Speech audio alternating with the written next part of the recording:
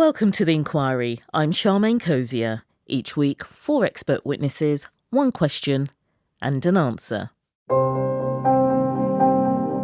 February 2022. It's early morning in Moscow when the president of Russia suddenly appears on state TV. There's only one topic on his mind: Ukraine. Sitting at a desk with the Russian flag behind him, Vladimir Putin announces what he calls a special military operation against Europe's second largest country, which used to be part of the former Soviet Union.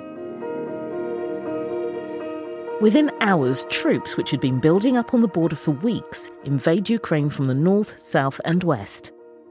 Within days, the international response includes penalties in the form of economic sanctions. There are several types, but the overall aim is the same: to financially squeeze a group, government or individual in order to change political behaviour that the international community wants to stop. Russia has been bombarded with painful financial punishments for invading Ukraine, and the scope for those measures to be escalated. So this week we're asking, will sanctions stop Russia in Ukraine? Part 1. Cuba. Dr. Christopher Sabatini is a senior research fellow for Latin America at Chatham House. He's an expert on a US wide-ranging sanctions regime which has run for decades. The embargo has been in place exactly 60 years. It's the tightest embargo in American history. The embargo began in 1962 after the Cuban government led by Fidel Castro nationalised American-owned businesses and assets. John F. Kennedy, who was US president then, retaliated with an executive order. All trade between the two countries was banned. The idea at the time was to punish the Cuban government for its nationalization of everything from oil refineries to even factories, even golf courses, casinos, hotels. All of that was taken. And the idea was to punish the Cuban government and eventually try to force some form of reconciliation, compensation for that expropriation. An embargo is the most comprehensive and severe type of sanction.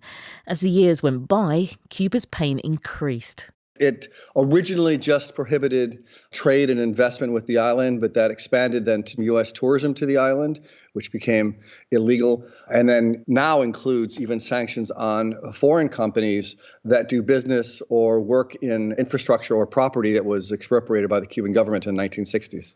When the sanctions first started, there was anger from Cubans facing increased hardship, but it was mainly directed at the US, not their own government, which in turn blamed America for causing all the country's economic problems.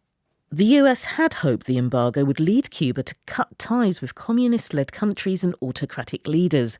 That didn't happen. Instead, the embargo enhanced their economic partnerships. In the 1960s, Cuba became a client state of the Soviet Union. When the Soviet Union collapsed, the Venezuelan government came along under Hugo Chavez, was elected, and started donating 100,000 barrels of oil a day to Cuba, half of which it consumed for itself and the other half it sold on the international market. It wasn't just the scope of sanctions that grew. More legislation emerged to tighten the embargo, and the original reason for it, US compensation for Cuban nationalisation, was expanded. That also changed into a larger goal that was never fully articulated, in fact, because it was kind of unsavory, in the hope that the economic restrictions would impose so much economic cost on Cuban citizens that they would then rise up and overthrow the Castro government. But then, in particular, in 1992, with the passing of the Cuba Democracy Act, and then in 1996, it became very sharply about democracy. The 1992 Act allowed heavily restricted sales of things like medical supplies to Cuba. Trade between overseas-based subsidiaries of US companies and Cuba was made illegal. Then 4 years later, the Cuban Liberty and Democratic Solidarity Act banned lifting the embargo until Cuba becomes a multi-party democracy. In its 60-year history, there has not been one success of the embargo. If you take any of the goals, whether it was the return of U.S. property that had been seized by the government, that obviously hasn't happened. And then if you look at the human rights and democracy, clearly Cuba's not a democracy. There is no link between the economic punishment and political isolation of the embargo and better human rights, and certainly no link between those elements of the embargo and a movement towards greater democracy. Its leaders have changed, but the Communist Party of Cuba and its single-party system prevail. Conditions for lifting the US embargo won't be met anytime soon, if at all. So why is it still in place? Because this foreign policy problem became a domestic one. It's politics, essentially. There is a grouping in Florida, primarily Cuban-American senators, who firmly believe in it. For them, this is a personal issue. Their families had to flee Castro's repression. So they relish this idea of punishment more than they actually cherish the logic of policy of efficacy. And Florida is important both for U.S. presidential elections. It has 29 electoral votes in our electoral system. They effectively can block any efforts to alleviate the embargo because it's an article of faith and it sustains itself. That strong belief in keeping the embargo crosses political divides. Democrats introduced it and both parties toughened sanctions except for briefly under President Obama, when some parts were relaxed, including the travel ban. But Donald Trump's Republicans reversed that, doubled down with even more sanctions, and reclassified Cuba as a state sponsor of terrorism. President Biden has not rolled back the Trump measures. It's inflicted terrible damage on the Cuban island. Its damage is not just felt in terms of the lack of access to basic food in some cases and money, but also by limiting Cubans' economic independence. It's made them even more dependent on the state because the state controls the economy. And the result has been, first of all, a very, very sad level of apathy within the island about the future of the country. But the second has been massive immigration. There are more than 3 million Cubans who have left.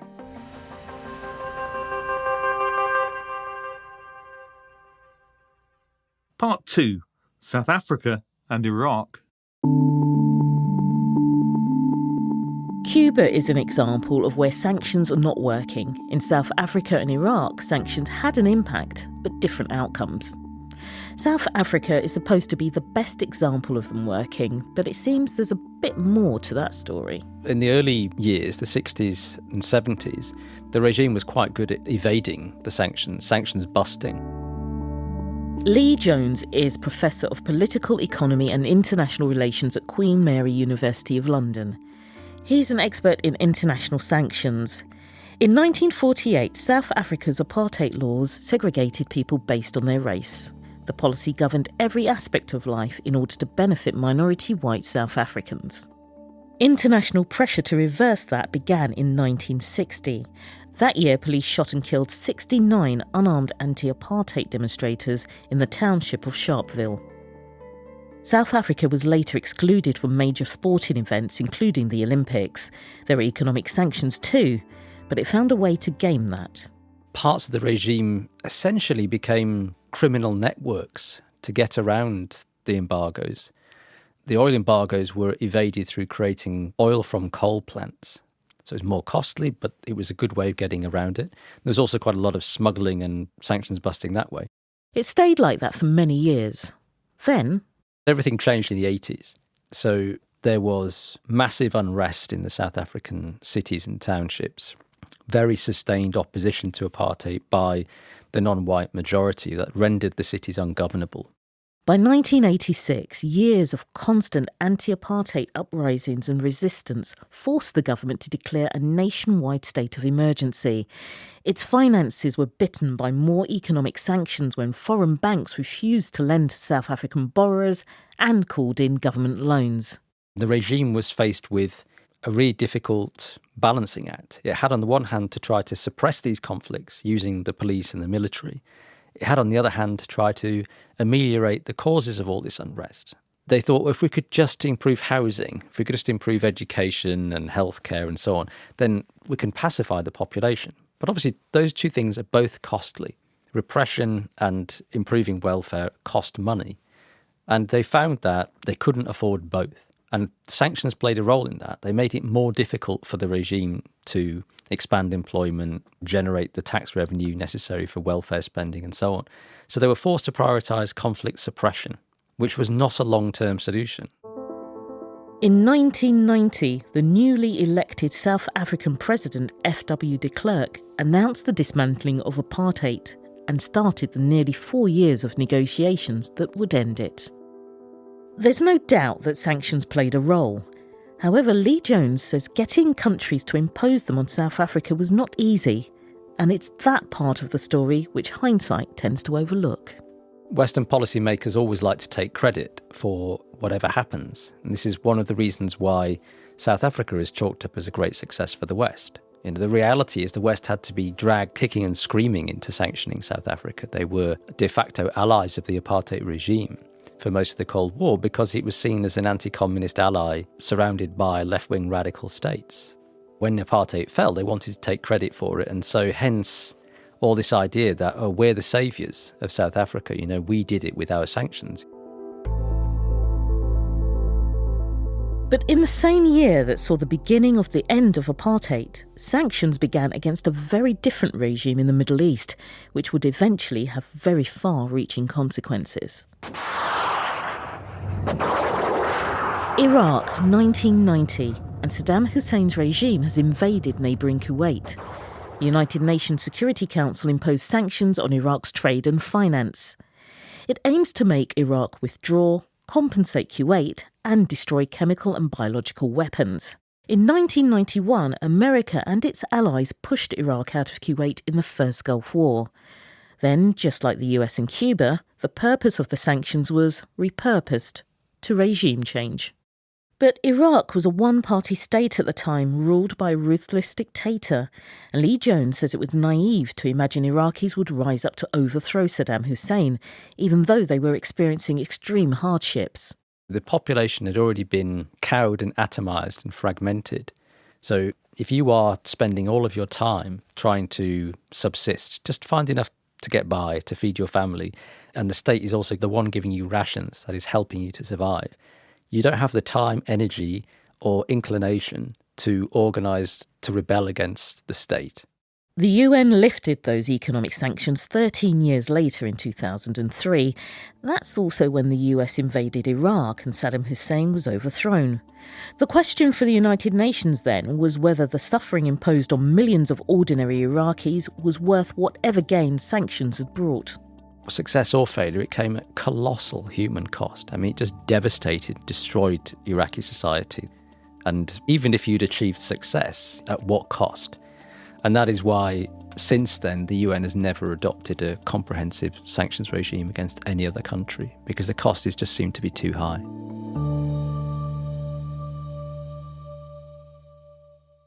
Part 3. Targeted. Clara Portela is a professor of political science with the University of Valencia in Spain and an expert in international sanctions. Her experience includes time as a senior analyst with the European Union Institute for Security Studies. She's also advised the European Parliament on sanctions. She says the impact of sanctions on Iraq was a game changer for the UN. It became clear to members of the UN Security Council, but also to the world community, that a comprehensive embargo could not be employed again in the same way. So that's how a number of countries promoted the idea of targeting sanctions. A targeted sanction has to be conceived in such a way that it really hits those individuals or elites or entities that are directly involved in the wrongdoing that they try to address. It wasn't long before these new kinds of targeted sanctions were used. The very first example was probably Libya. In 1992, Libya refused to hand over 2 men suspected of involvement in blowing up a passenger plane over the Scottish town of Lockerbie 4 years before. 270 people were killed. Sanctions were brought in, but only on part of the economy. The sanctions that were imposed back then applied mostly to the aviation sector. So no spare parts were delivered for aircraft, and there was also a prohibition on international flights to and from Libya. This is regarded as one of the early successes of targeted sanctions. Originally, the position of Libya was not to extradite the suspects, but in the end, the extradition took place and the suspects were tried in The Hague. Targeted sanctions also cut off funds for rebel groups behind instability in parts of Africa such as Sierra Leone and Angola. These groups had used proceeds from selling what were known as blood diamonds, also called conflict diamonds, to buy weapons. What they were doing was exploiting, of course, illegally, diamond fields in Sierra Leone. And this was a very lucrative business that allowed them to continue to perpetuate their activities in the country. So when the UN Security Council imposed a ban on trading diamonds, this brought about a sharp decline in the revenue that the irregular group was raising. So something similar happened in Angola. While these early successes may have given some optimism that targeted sanctions were the way forward, Clara Portela says their failure rate when used against other countries or groups was high. Unfortunately, I would say that in most cases they were not successful. And if we think of places like Somalia has been under UN sanctions for quite a while. It has never been terribly effective. And if we look at the sanctions on North Korea, they have not been terribly effective either.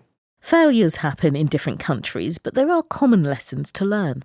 Sanctions are not a policy in themselves. They are just a tool of a broader strategy that combines diplomacy, that combines negotiations. They cannot be blamed for not invariably bringing about a positive outcome or a breakthrough in situations in which they are employed as a standalone measure. But getting an effective sanction strategy right, as we've seen over many decades, has never been easy.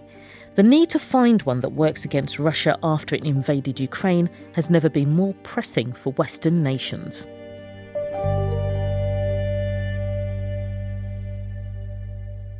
Part 4. High Stakes. Russia was warned sanctions would follow if it invaded Ukraine.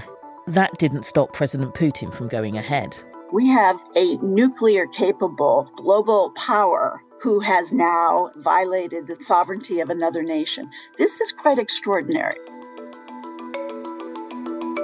Sue Eckert is a senior associate at the Centre for Strategic and International Studies in Washington, D.C., as well as a senior advisor at the International Peace Institute in New York City.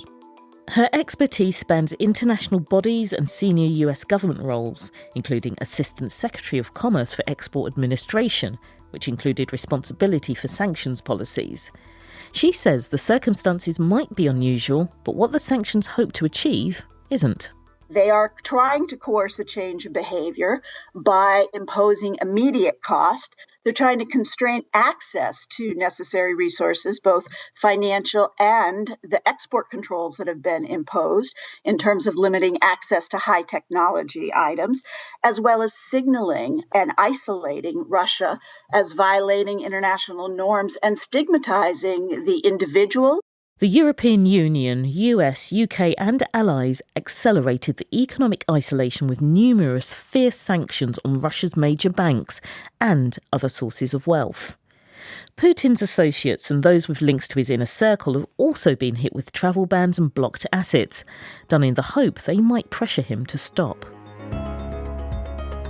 Western leaders limited the ability of Russia's central bank to use a substantial amount of its foreign currency reserves held offshore. It holds around $630 billion. That's the fourth largest in the world. Sanctions are ramping up fast, but they're not supposed to be a quick fix or used as the only foreign policy tool. Already you've seen the devaluation of the ruble to the lowest level. It's already been clear that access to funds has been cut off, but it does take time for the full effects. For example, some of the sanctions don't fully kick in for a bit of time. You have to give opportunities for business to be unwound. It's not a light switch in which you can turn on and off and have them to be fully effective immediately. It does take time, but they are, in effect, between war and words, diplomacy. And there aren't a whole lot of good options in between. So I think it's important to realize that the sanctions themselves don't substitute for a policy. Russia is one of the biggest natural gas exporters in the world.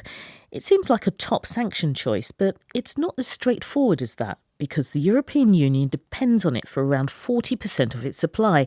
And, as we've heard, sanctions can backfire badly. President Biden said he wants to maximize the cost to Russia while minimizing the cost to the countries who are imposing them, the West. It's very important to understand that with sanctions, you cannot isolate the cost to the targets. And as European economic interconnectedness with Russia is very deep and across many sectors, especially the energy sector, the fact that Europe is trying to recover from the pandemic recession, it would hurt the European economies. President Putin is notoriously difficult to second guess. He's already called the sanctions illegitimate and unfriendly. He put his nuclear forces on high alert. A statement from Russia's foreign ministry promises tough retaliatory measures. There's real concern Russia could ramp up the aggression. Another reason why the West may be holding back on some sanctions is we still want to leave some room to escalate and de-escalate. If you put everything on Putin and Russia, it could bring significant risks. It could destabilize the Russian economy to the point that Putin would fear that he has nothing to lose. If that happens, the subsequent damage and destabilization would be felt around the world. To let this stand would mean that in any other case, why stop at Ukraine? Why not go into other countries of the former Soviet Union? So I think that ultimately, even though there are costs to be borne, hopefully the community of democratic nations will see that it is worth the cost and stay the course. So will sanctions stop Russia in Ukraine? Generally, the chances of success improve when nations work together to impose them, and if they're not used as the only solution or last resort. Shifting objectives and inflexible conditions don't help. Ultimately, the answer to whether they will work or not rests with the recipient. Only Vladimir Putin knows whether an international coordinated attack on the Russian economy will make him change course in Ukraine or think twice about invading anywhere else. Our expert witness Lee Jones is doubtful it will work in non-democratic countries. The heart of sanctions as a tool is this liberal idea that every man's got his price. If I can just make things more costly for you, you'll change your mind. And that what we see time and time again in history is people are not actually like that.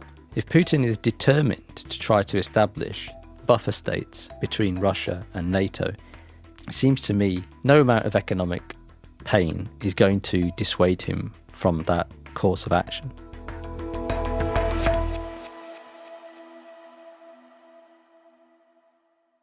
This edition of The Inquiry was presented by me, Charmaine Cozier, produced by Bob Howard, researched by Christopher Blake and edited by Richard Varden. The studio manager is Rod Farquhar.